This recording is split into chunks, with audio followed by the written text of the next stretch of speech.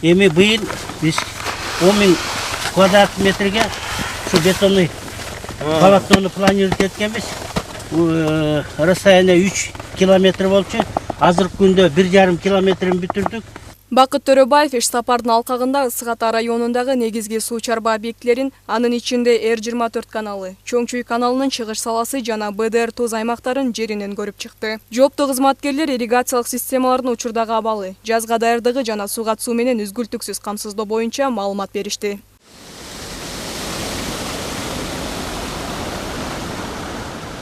Ысык Ата районунда мына туз суу сактагычы, бул мына иштелбей калган туз суу сактагычы.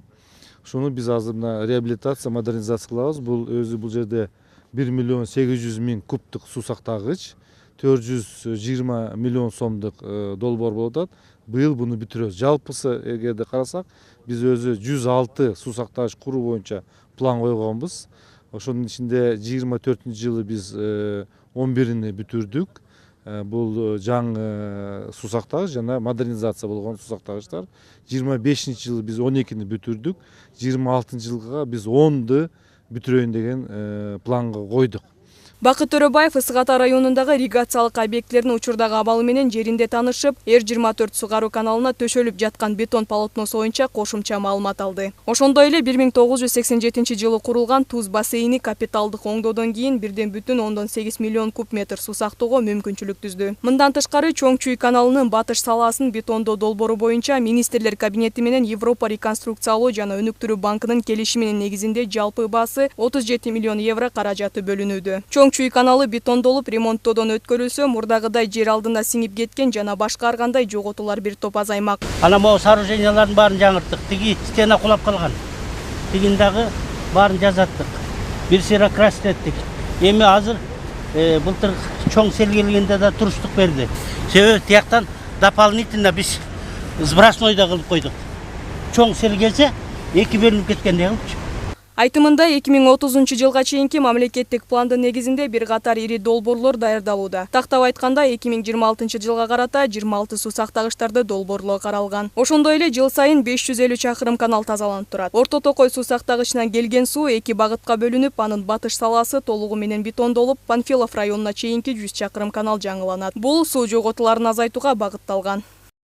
Мындай айтканда бетонный полотно жаңы ыкма менен, жаңы технологиялар менен жер каналдарды бетонный полотно менен төшөп, аны менен каптап, жакшынакай мына өзүнүн натыйжасын жакшы берип атат деген мына специалисттер айтып атат. Ошол заводду дагы биз мына Москва районунда да куруп баштадык. Кудай буюрса 1,5-2 жылдын ичинде бүтүрөбүз. Ошондо биз Кыргызстан боюнча 2 миллион квадрат метрди биз төшөйбүз. 2 миллион квадрат жылына биз 2 миллион. Эгерде мүмкүнчүлүк болуп калса, биз дагы мындай ойлоп атабыз. Бир 5 миллион квадрат метрге кийинки келечекте жылына төшөгөнгө мындай план коюп атабыз да. Үчүн дегенде бизде жер каналдарда жоготуулар абдан көп, 40, 50, 60% чейин жоготуулар бар да. Ошону жер каналдарды биз ушундай бетон полотно менен төшөсөк, ошондо бизде жоготуулар азаят. Ысык Ата райондук суу чарба башкармалыгы тарабынан 2025-жылы Красноречка, Чумуш чарба аралык каналы, канал Р-24, Р-9, Норус, Дүшөн каналдары оңдолуп, бетон полотносу төшөлгөндүгү маалымдашты. Муну менен катар Ивановка, Первомайский, Жайылма, Кочкорбай декадалык жөнгө салуу бассейндерин капиталдык ремонттон өткөрүү иштери аткарылгандыгы айтылды. Суу берүүчү мураптар менен да сүйлөшүп атабыз. Азыр биз Алмаз Зейналович айткандай, өткөндө онлайнда айткандай, биз тетиги тоодон түшкөн сууларды жана бассейнлерге толтуруп, эрте кээ бир каналдарды уже даярдап койдук, кээ бир горный источниктерди эрте жазда. Азыр биз инвентаризациялап бүтө эле калдык, жана моноголеткаларды. Төрөбаев райондун суу чарба тармагындагы иштерине оң баа берип, аталган мекеменин имаратын жаңылоону, кызматкерлердин айлык акыларын карап чыгуу боюнча маселени колго алууну тапшырды. Айпири Муратбекова, Нурмухамед Дүйшөнбек уулу, ОТРК Чүй.